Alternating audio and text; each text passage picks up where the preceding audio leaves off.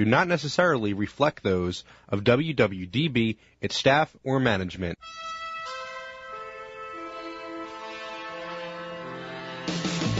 You are listening to In the Know with David O. Informative, substantive, intelligent talk radio on 860 AM WWDB. And now, your host, Philadelphia Councilman David O.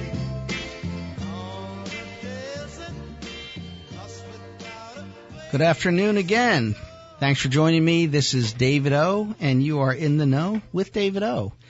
We try to bring you information from people who actually know what they're talking about, people who, through their life's experience or through their education or training, are experts in the subject matter. And in addition to which, we try to really focus and highlight some of the great things and people in our Delaware Valley.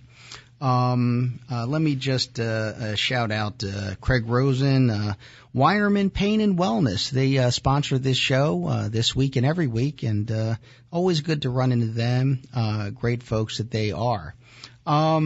Today we have a wonderful set of guests for you. The first is Buddy Osborne of Rock Ministry, and he has just got a fantastic story. Very effective in working with those who need help. Our guest after that, our spotlight guest, is Christine Cox. She's the co-founder of BalletX. They are getting such good reviews, and they're so impactful. And so it's wonderful to have her on. And then finally, we have a question that people want to know. Basically, how do I become a firefighter or a paramedic? Yes, Philadelphia is hiring, and the person to answer that question is Fire Commissioner Adam Thiel. So stay tuned for that. But right now, let me bring on the man himself, Buddy Osborne. Buddy, thanks for joining us. Well, it's a pleasure to be here. Thank you for the invitation. Hey, fantastic. I love the work that you do. For folks who don't know, Buddy Osborne is a senior pastor, and he's the founder of Rock Ministry. The interesting thing about it is presented through a boxing gym, a boxing program, which now actually is multifaceted. But he started in Kensington, in one of the roughest corners, toughest corners, most kind of in a way tragic gathering places. And he put a boxing gym there. There was not much to it, but over the years it has grown incredibly. But that is kind of the story of Buddy Osborne himself, a fascinating person. Golden Gloves boxer. Philadelphia tough guy, and kind of an enforcer, and now man of God, gentle as can be, and instrumental in saving so many young people. So that's just kind of a summary of who Buddy is. And so, Buddy, could you tell the folks a little bit about how you became the man you are today? Wow, that's a pretty good introduction there. Well, the truth of the matter is, I was born and raised in Kensington, and I was raised up by a single parent with 8 siblings, and I was labeled at the age of 10 years old that I was a nonconformist, and sure enough, it bode well what he said, and I started to get in trouble at such a young age. I had 6 sisters, and there was 2 other brothers, so my mom had her handful with me and just keeping me in line. So I got in some kind of trouble. By the time I was 13, I became a boxer and had my first amateur fight. And by the time I was 16, I was number 1 in the city of boxing. And the time I was 19, I was number 1 in the state, Golden Gloves champion, won the title 2 times. And then I was on the USA boxing team, traveled to many different countries. And basically, it was at that point in time that I just learned the art of boxing, So, there is a famous swordsman in Japan, Miyamoto Musashi. He has something like 70 battles and 70 kills. Really? He has a famous sword, and on the one side of the sword it says, "The sword that takes life and on the other side of the sword it says the sword that gives life. Wow. So you have developed your sword, your two fists, and so you had these skills and abilities, and it sounds like you're going to tell me about the sword that takes life. That you used your fists, and how did you use those fists? Well, you know, I wound up in prison. I was indicted on RICO charges of I was involved in the roofers union back in the '80s, and pretty rough in those days. Yeah, it was a rough union, but they took care of their working guys, and nevertheless, you know, I wound up in prison. And in fact, I remember being under house arrest and doing a show while I was on house arrest, WWDB with Irv Homer. Oh my goodness! Yeah, it was a long time ago. Wow. So what happened was I was facing life in prison, and if I would have been convicted after 1991. You know, I probably wouldn't be sitting talking to you right now. But as a result, the judge couldn't deviate from the sentencing guidelines, and I wound up was sentenced to 8 years, and I did 5 years with the feds, and it was in prison that I basically received a letter from a woman. She said that, Buddy, you know, Jesus has you in the palm of his hand, and I remember looking at that and thinking, wow, man, that's pretty intense, you know, because.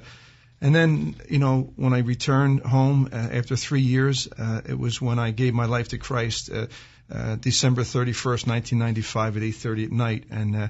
And from that time, I found myself 6 months later in going to a church at Calvary Chapel, Philadelphia, and sitting under Pastor Joe Foch, and then I wound up going to the gulags in prison, and the prison camps in Russia. Wow. I remember Joe asking Pastor Joe, is there anybody here that's ever been in prison? I'm thinking, man, he's looking at me. I was in the toughest prisons in this country. Right. And they said, well, we were going to go to Russia. I said, how bad could they be?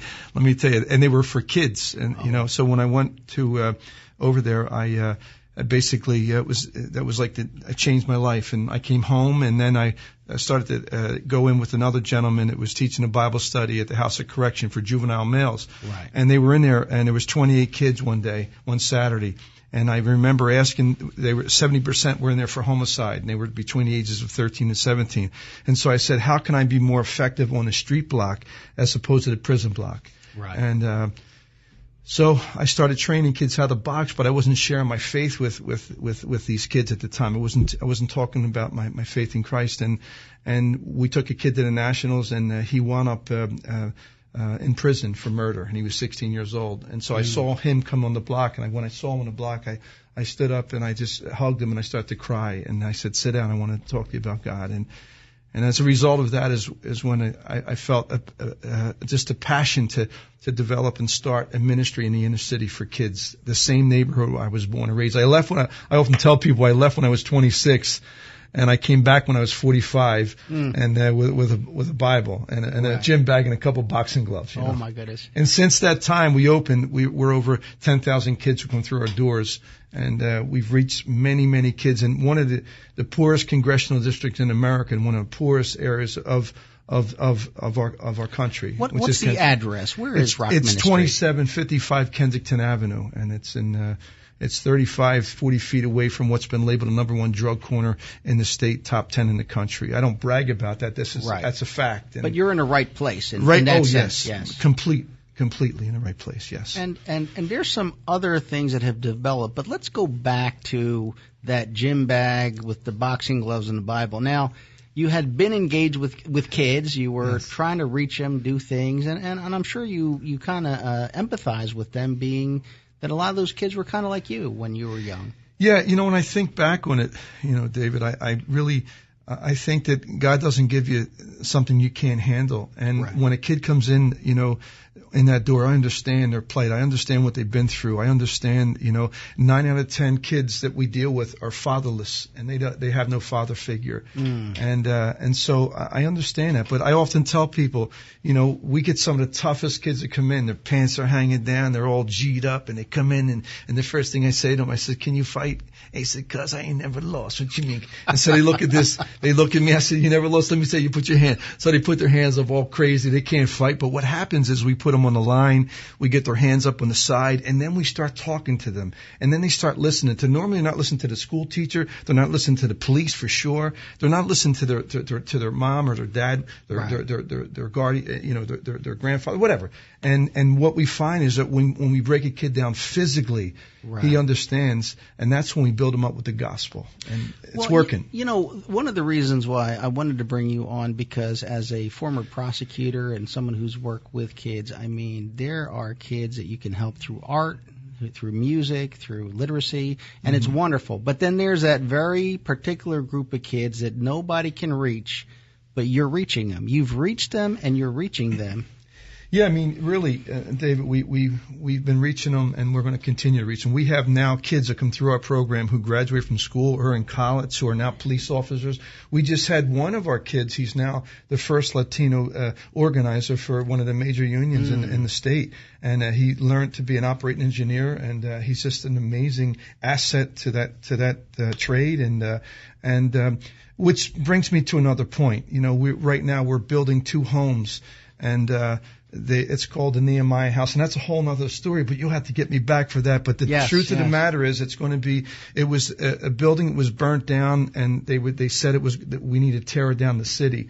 And basically, I remember just standing in there. It was donated to us, and it was burnt down. It was vacant for 15 years, and we knew what we wanted to do. We wanted to have this for kids, and we didn't have any insurance on it. We just had it boarded up at the time, but I remember just crying. I mean, all of our guys. I said, I don't want to tear it down.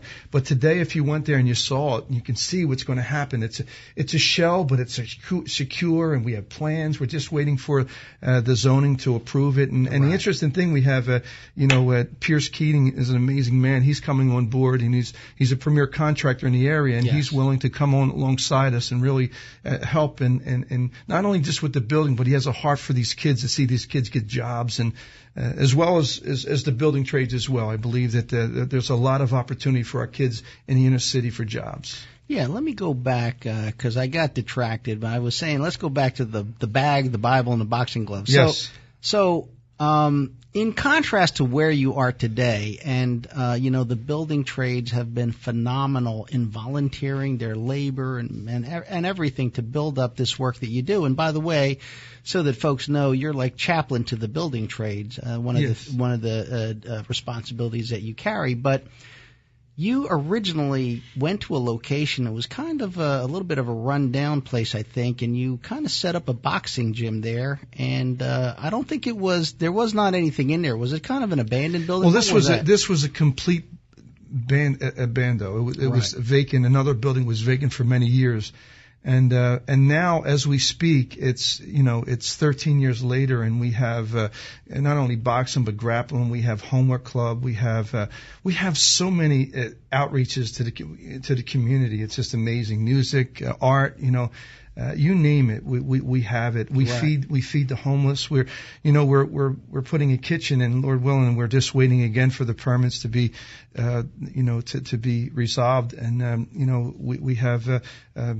we have amazing people that are willing to come alongside us and help us with that, and we're going to feed the homeless. Right. We're going to. It's just going to be another aspect of our ministry. How did you come across that particular location? Well, you know what's amazing? I was born and raised there, so I knew the location, and I know it well. And what better location to be in? Right. In Kensington. Right.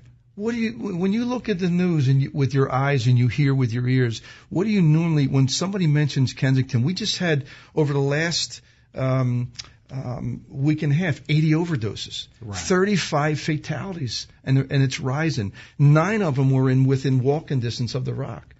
And so to me, what I see, people say, well, how do you stop people from taking drugs? It's prevention. It's getting these kids when they're 8 and 9 years old and teaching them that they're more, that God has a plan for their life, and they don't have to sling drugs to make money. And that's why we're there. We're not only there to teach these kids how to work with their hands, but we're there to teach these kids to understand that God has a purpose and a plan for their lives. Right. And so people understand, basically, this is a ministry. The kids come in, they box, they do whatever, but at a certain point in time, all boxing gloves down, everything down, you go for Bible study, you do this. So there's no fooling around. Yeah, everybody knows up front this is a ministry. Well, here's the deal. We can't make somebody, love God. We can't do that. That's something, but we can show them, through Scripture, how to live a life that's based on truth and integrity. And that's what develops character in a kid's life. And look, I have seen so many kids come through our doors, and I've heard every story you can imagine. Every story you can imagine. But I see the kids, they look for consistency in me and the other leaders at the Rock, that we're not going to just cut and run. We're there for the long haul, and that's when they get to that's when they share the intimate stories with their lives, and that's when we come alongside them and say, "Son, listen, you can do something. You don't have to sell drugs. You don't have to desire to kill somebody. You don't have to desire to rob a bank or to rape a girl. We listen. We have a better life for you." Now, I love bad kids. I love them. Right. Because I know how to deal with them. And so does all the volunteers and the staff that work at the Rock. They just we love them. Right. Because we believe that God makes beauty out of ashes. He did with me. Right. Yes, so clearly the effectiveness, and then the Rock pretty much started with angry, I call them angry young men or angry boys, but then you expanded your work to start to reach the girls and the women. Amen. Yeah. Wow. That's great. Yeah. We have now we're dealing with the women as well. And I never ever in all of my years desired that. I'll be honest with you. Right. You know, I have a daughter of 16. I love my wife, but it was always young boys. But I realized, man, the girls are up against it too. These young girls in the hood. They got major issues, And so what we've done was we've created a boxing ministry now for the young girls who come in, and they have the same right as the boys have here now. But not only that, but we have a women's ministry that we deal with the young women that are caught in crisis through prostitution and alcoholism and drug addiction. And we have a place that we take them, and it's a safe refuge, and it's an amazing place that we have, and called the Lost Coin, and we are just so passionate about seeing our women from that community just to get help when they need it. I remember going to visit your place, and I'm sure it had been many years already that you were operating, and it was decent. I remember walking in, there was a boxing ring, there were bags, there were some things. And then years later, I'm back, and now there's computer, there's musical instruments, and then I think a few months after that, there's a chapel operating, and then you're telling me you get another place. And I said, wow, for basically the growth, which it appears has really come through some donations, through the publicity of the work that you're doing, but also just the volunteer contribution of members of the building trades, other tough guys that a lot of times don't think are like caring heart type people. I'm not saying they're not, but it's just not typical what you would imagine. But there they are, donating their labor, material, building out this place, and the growth has been, really. I won't say phenomenal, but almost like it's just really pretty amazing. Yeah. How did that occur? How do you think, what could you tell us? Well, when I first, when I was indicted on racketeering charges at the age of 27 years old, I was taken out in shackles. And 27 years later, I'm now the chaplain for the building trades. Right. That's redemption. That's a second. That's a good opportunity, and people see that there's no phoniness in my character, and they trust me, and they trust the work that's being done. And I remember when I first I always would do a pro and con list on whenever you take a project on. Okay, these are the pros, these are the cons. Now, if I can make these cons a pro, then we can do this. Right. But I remember having the building trades on as an amazing pro, and thinking that I can get this done, and they can help me with this. Was just a thought. But ultimately, can I tell you something, brother? Right. It's the Lord who provides everything, and He uses tough men, He uses good men, and uses men of character to get that done. Wow.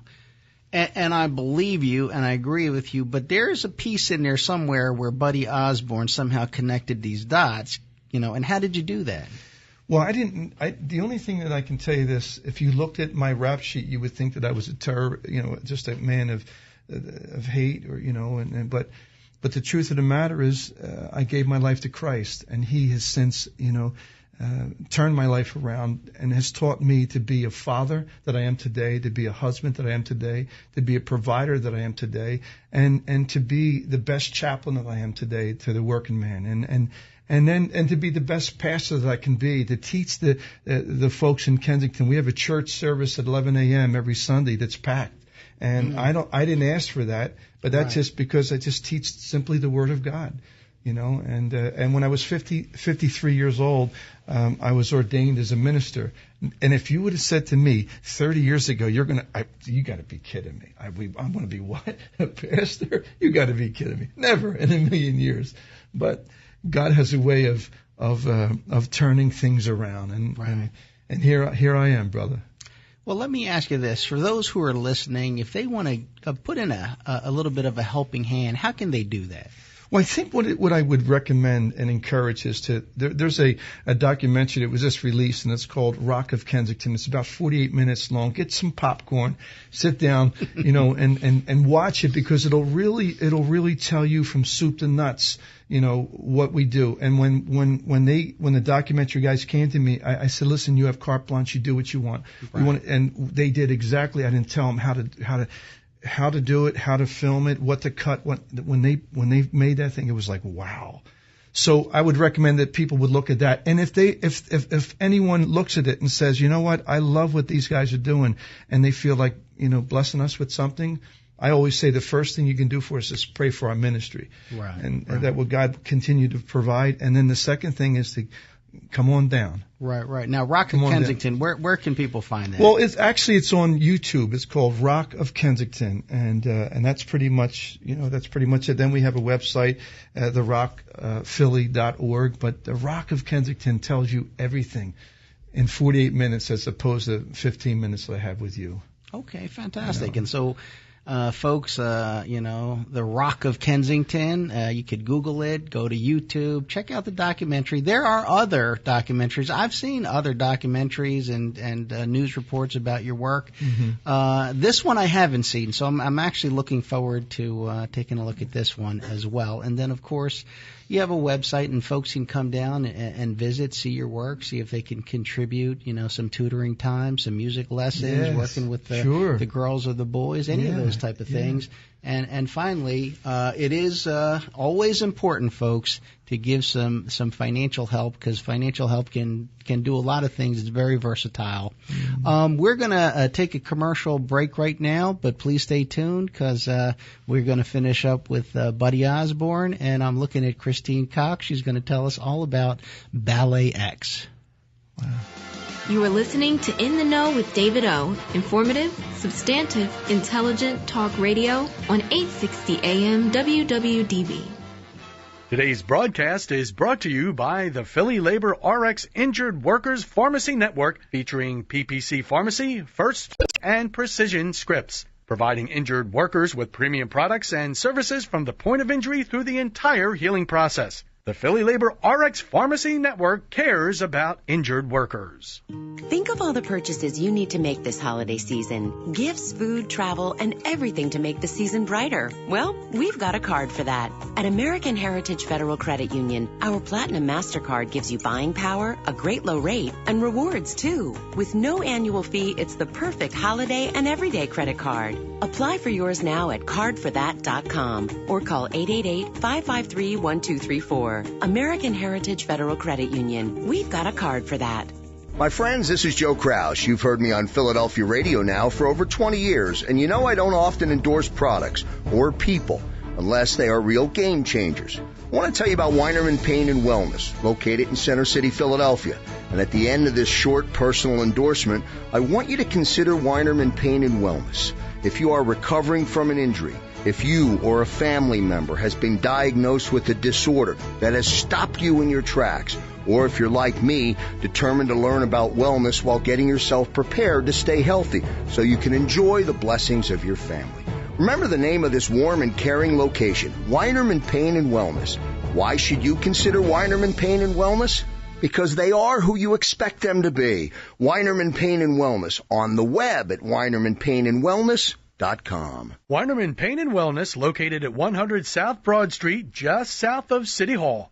Call Weinerman Pain and Wellness at 215-988-9503. That's 215-988-9503. Call today. Every day, the men and women of the United States Marine Corps demonstrate their commitment to defend the American way of life. Since 1775, we have served our nation as a force in readiness. From combat operations to humanitarian assistance in every corner of the world. No matter where the mission takes us today or wherever our country needs us tomorrow, we always remember the land we call home. As Marines, we take a stand for each other, for our nation, for us all. The few, the proud, the Marines. This holiday season, you probably have your own wish list. A new kitchen, a new home, or a new car for the new year. Well, we've got a loan for that. At American Heritage Federal Credit Union, we have the perfect loan to make your wish list come true. With great low rates and flexible terms designed to fit your budget. Visit loansforthat.com. That's loansforthat.com to get started today. Or call 888-553-1234. American Heritage Federal Credit Union. We've got a loan for that.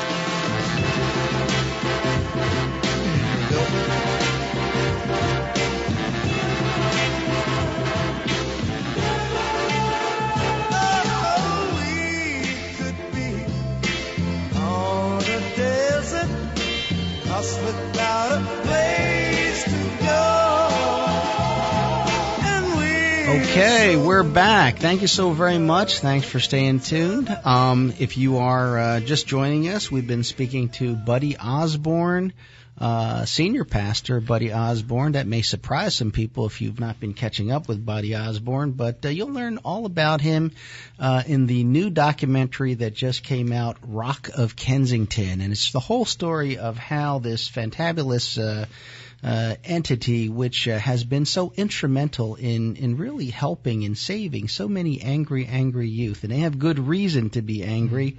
I've heard so many of the stories, just youth that are so tough to reach. But Buddy Osborne has been effective, his team, in really, working miracles with them. And so, wrapping up with Buddy, let me just ask you this. As you look to the future, what are the things that you are working on right now? Well, I think the biggest thing we're working on is to rebuild these two homes for what's going to be called Nehemiah House. That's our biggest project, and then we have a lot that's next door to the Rock that we are running literally out of room, and so we are just praying that that we would be able to build in addition to the Rock building that we have now, which we have two. It's 120 feet deep, 40 feet wide. So it would be a great space to put something under roof that we can have more room for our kids, the programs that we offer on a daily basis. So and what's Nehemiah House? What programs are going to be offered there? The Nehemiah House is going to be a residential program where we're going to have 14 young boys between the ages of 18 and 24, and basically the whole idea behind it is that we want to have kids come in and also understand it through Bible studies, but also to give them life skills, to teach them a trade, and that's where I was telling you that where Keating is getting involved, Keating Instruction Pearson, and we just feel so strongly together that we want to see young people get jobs, and because that's what will change a kid's life. That's what will change a neighborhood, and kids need these jobs in the hood, they don't know how to work, and we have to teach them. Yeah. And so what better way to teach them how to feed the homeless and how to clean the block with just to clean the streets with a broom and little things like that, so but we're excited to see that open in 2016. Okay, well, fantastic. So, well, the best of luck to you, and keep the good work going. I'll look forward to visiting you once again up there. Bring your grappling gear. I will. Rock Ministry. All right. Thank you very much, buddy. Thank you, brother. Okay, we're going to switch gears, from Rock Ministries to BalletX. We are very fortunate to be joined by the co-founder of BalletX, who's the artistic director, that is Christine Cox, who herself is a classically trained ballet dancer, and she is teaching choreography over at the University of Arts, and basically runs and operates this wonderful dance company here in Philadelphia, Contemporary Dance. So welcome to the show. Thank you, David. It's great to be here. Well, listen, I was delighted to see one of your performances at a time where you were celebrating your 10th anniversary. Yes, it was quite a year. Oh my goodness, 10 years goes by quick, huh? It does when you're doing something you love, and it definitely did go very quickly. Well, tell me, how did you come up with the idea for BalletX? Great question. I was a longtime dancer in the Pennsylvania Ballet. Mm-hmm. And while in the company, a few of the dancers would put together some shows. Not a few, actually, the whole company. The Pennsylvania Ballet would put a benefit for AIDS together for Shut Up and Dance that benefited MANA. And so through that process of exploring choreography and putting a production together with the other fellow dancers, something felt possible, and it lit a little flame under our pants, and Matthew Neenan and I decided that we would venture off and try to do more of that, and we realized we needed to form a company in order to do that. And so we took a leap of faith, and it was really about making work that was exciting and different and new, creating a new platform for ballet to be seen and viewed, so it wasn't something so far off and unattainable, but it was much more relatable. You know, we love the classical technique and the form and the structure, but how could it be more free and more personable and human in a way? Right. Not so many swans running around, but more people dancing. Well, and let me ask you this. For those who don't know, and I count myself as one who doesn't know, what exactly is contemporary dance, and what is kind of the style or the uniqueness that you present through BalletX? Well, we do contemporary ballet. So the dancers, we have 10 dancers in our company, and they all train in classical ballet. And the day starts off with that classical training. And then we invite choreographers from around the world to come and make work here. So for instance, this year we'll have 6 world premieres by choreographers from Norway, from Spain, from the United States. And they come in and they bring their current passion, vision, so something that's really relevant to today. And so they're making something contemporary on a classical form. And so the launching off pad is ballet, but sometimes we don't look like we're a ballet company, and sometimes we do. So these dancers are really versatile. What do you communicate through dance? Dance is a remarkable art form because it gives the audience member a platform to interpret their own memories and their own feelings. So it's not like theater where you're really dictating the time and telling someone a story. We're telling stories through our bodies and through our expression with beautiful music that can accompany it. And that opportunity gives an audience member a chance to actually almost experience the art form more deeply because it relates to their own story that they actually, I believe, conjure up in their own experience. Right. Now, I've been looking at some of the reviews, might I call them rave reviews, really high praise. What is happening here in Philadelphia? Philadelphia is an incredible, community. I'm born and raised. I grew up in West Philadelphia. I've been around the arts my whole life, and I've watched the arts transform Philadelphia in ways, that I think the entire city is grateful. We want a vibrant, lively city.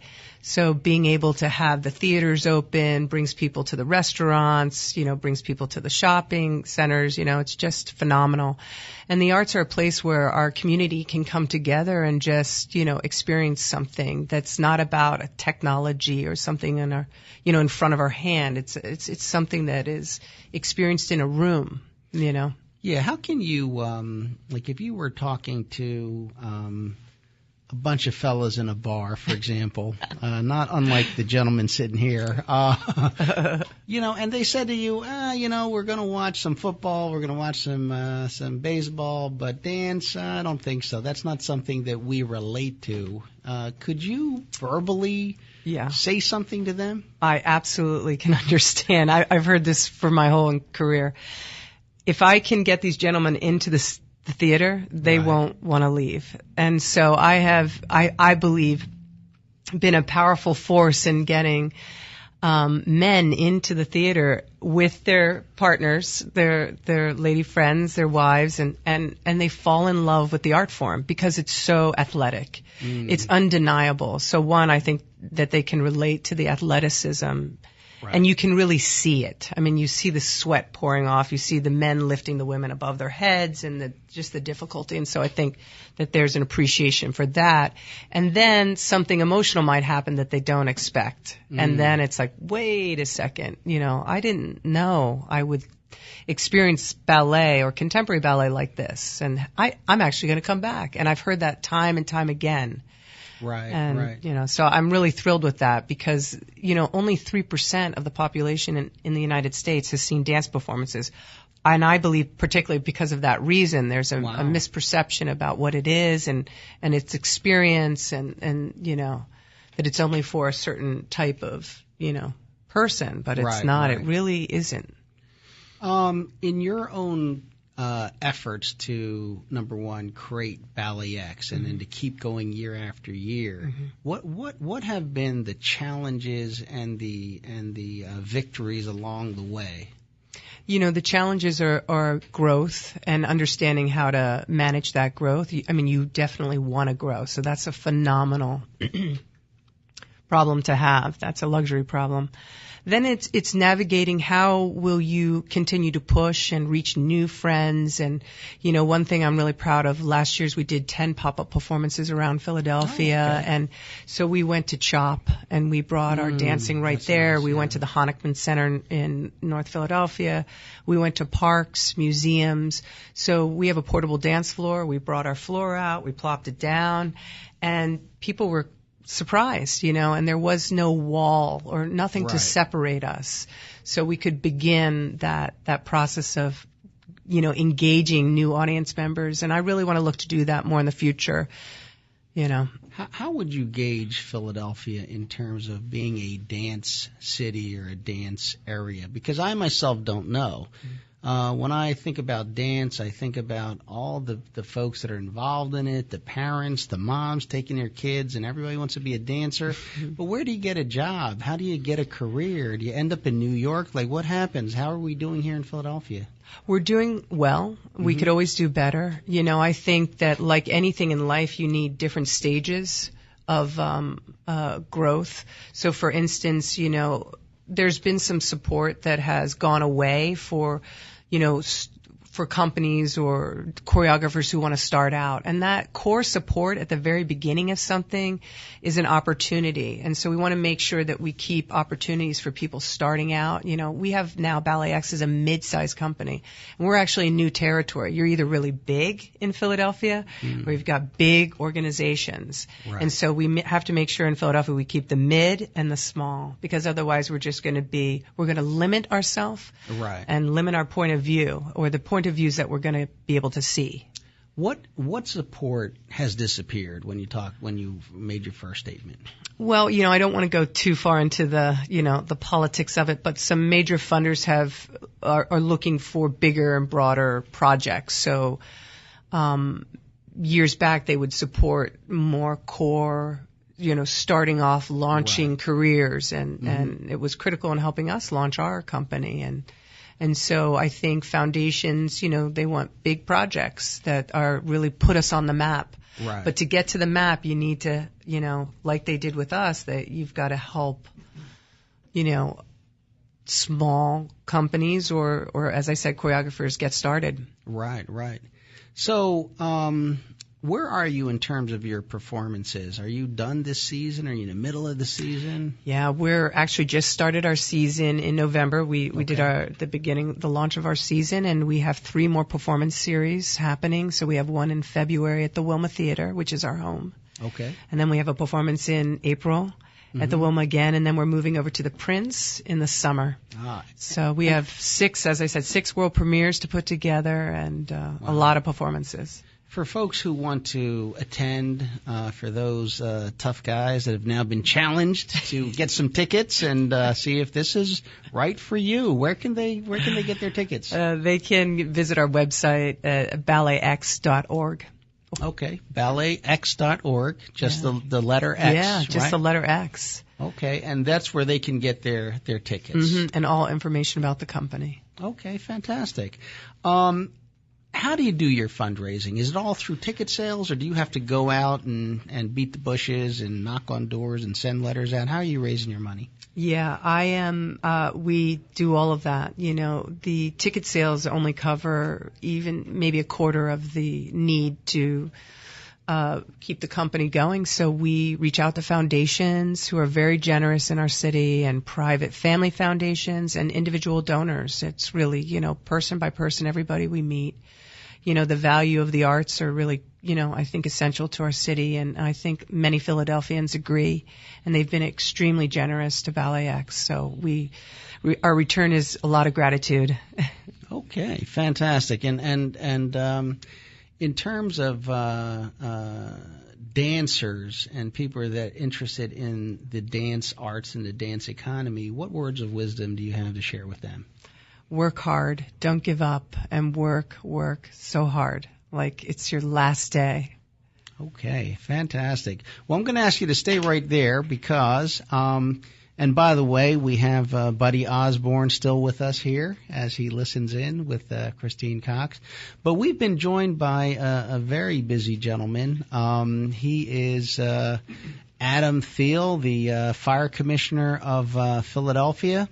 And we have a question. We try to answer a question every week. And, this one is not a very obscure question. People understand that the fire department is hiring firefighters, paramedics, and I'm not sure who else. But for folks who are interested in a career with the Philadelphia Fire Department, Commissioner Thiel is here to let everyone know how to go about doing that. So welcome, and thank you for being here. Oh, thanks for the opportunity. I'm always happy to talk about this fantastic fire department. Okay, well, listen, I'm not sure, but I think there's a bunch of hirings that have to occur. Is that right? Well, we actually are in the middle of hiring. We actually do a hiring process for firefighters every 2 years. Okay. So we are always recruiting. We are continually recruiting. So if you want to find out what it takes to be part of what we call the hottest team in town, you can visit our website at www.phila.gov/fire. All the information is on there. And we'll be, as we go through this hiring process for firefighter, we're also going to be hiring paramedics. Very soon we'll be recruiting and then hiring paramedics. We'll probably do that a couple times this year. It's a difficult job class for us to fill. So if any paramedics are listening in, again, please go to our website at phila.gov/fire, and you'll be able to see that information very shortly. Do you have to have prior training and experience to apply for a job as a paramedic with the Philadelphia Fire Department? As a paramedic, yes. As a paramedic, we're looking for folks who are already currently certified National Registry paramedics. As firefighters, though, for our firefighter hiring process, there is no experience necessary. We put everybody through a 6-month academy, and we are looking forward to doing that again. We're actually going to be hiring an academy off the existing list in March while we are compiling a new list. We had around 3,500 people take the test a few weeks ago for the new list. And then in 18 months or so, we'll be starting the process all over again. Wow.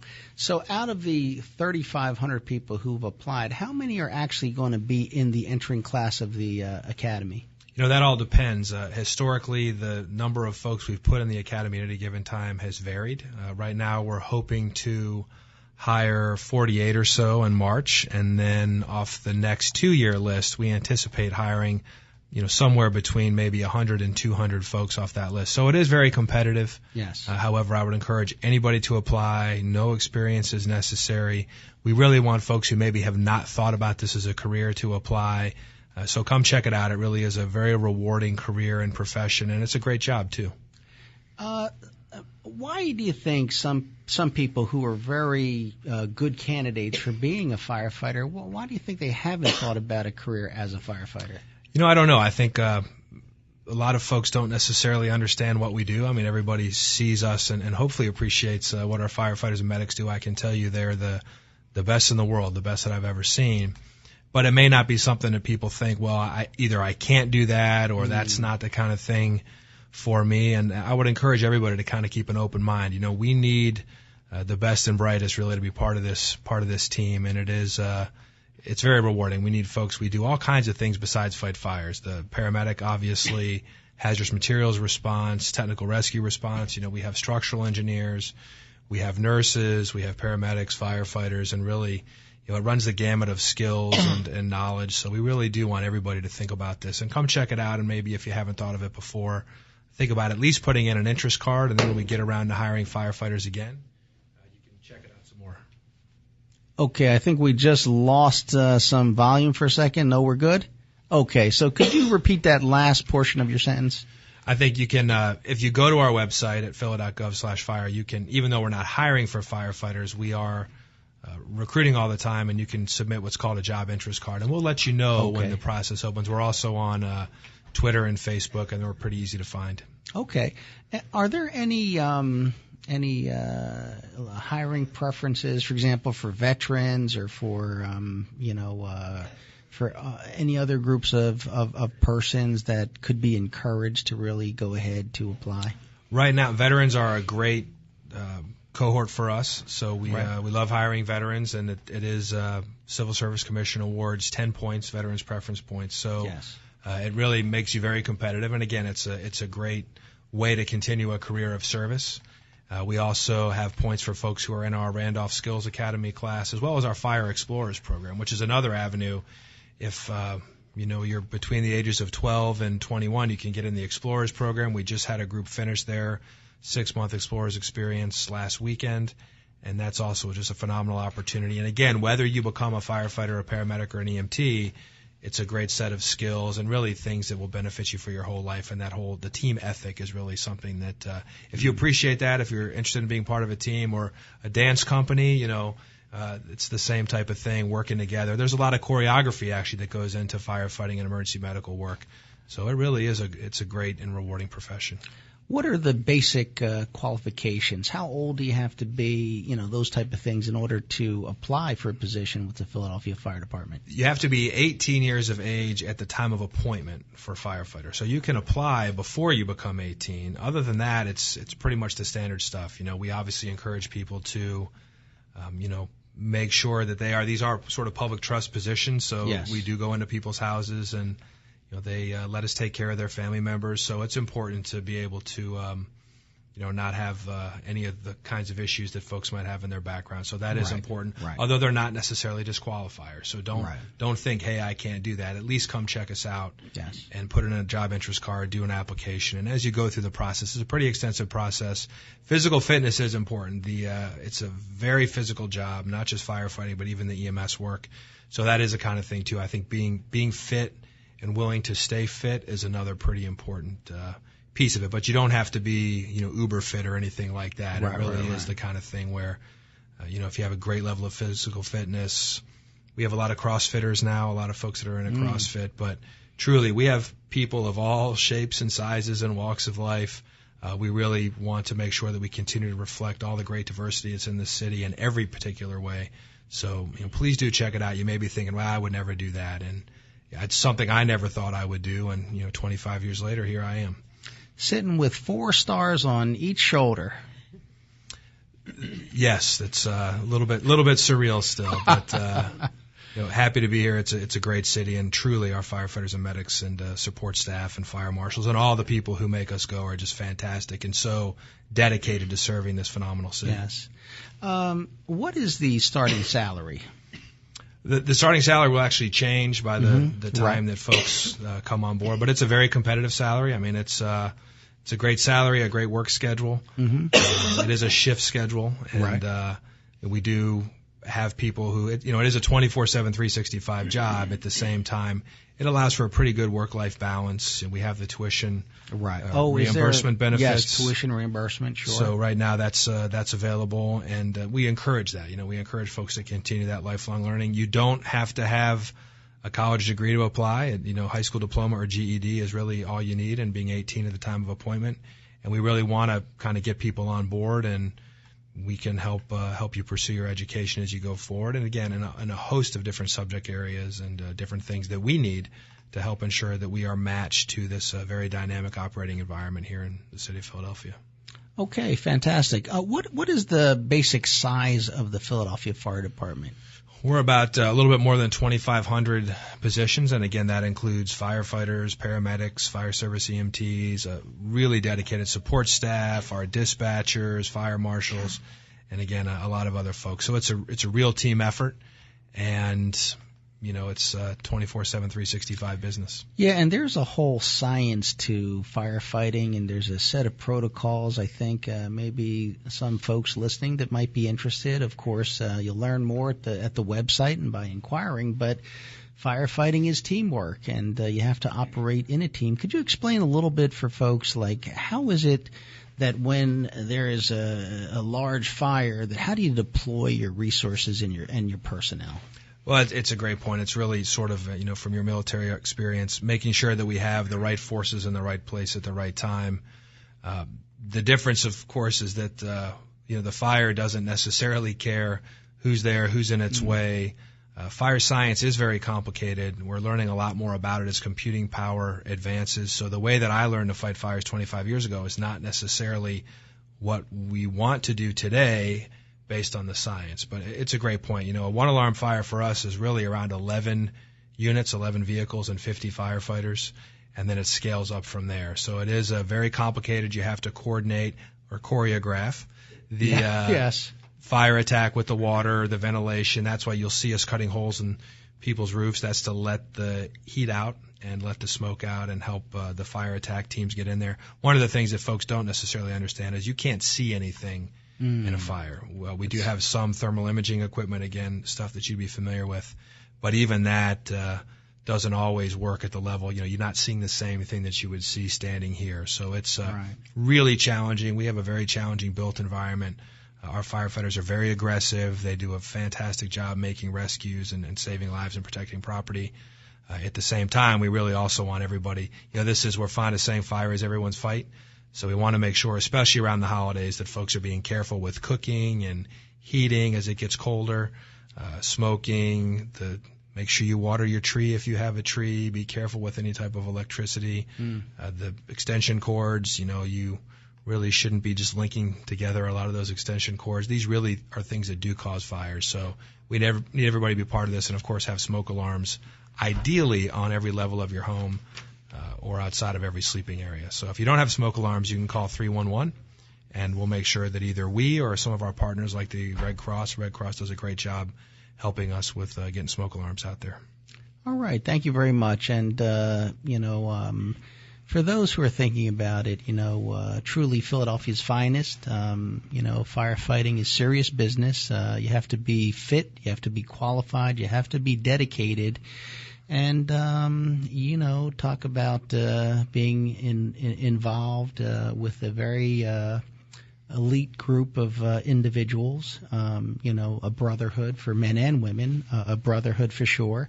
If this is something that sounds attractive to you, do not be discouraged. Don't think that you don't have a chance. Apply. And then, as Pastor Buddy Osborne would say, let God do the rest. What happens is, the people make a decision. If it is right for you, you will have your opportunity. If it is not, then you will have an opportunity to do something different. But our city certainly needs dedicated men and women, and so thank you very much, Fire Commissioner, for being here and for talking to the folks directly. Please apply. And again, where can they find this information? The website? www.phila.gov/fire. And again, you made the point. I just want to reiterate it. We're looking for men and women to be part of the hottest team in town. Okay, fantastic. I love hottest team in town. That's good. Christine Cox, thank you for being here. Is there, once again, a place where people can go if they want to contribute, if they want to invite your team out, if they want to raise funds, buy tickets, where do they go? They should go to our website, www.balletx.org, and we'd love any and all kind of support and just to meet new friends. Thank you so very much. I truly enjoyed the performance that I had a chance to sit down.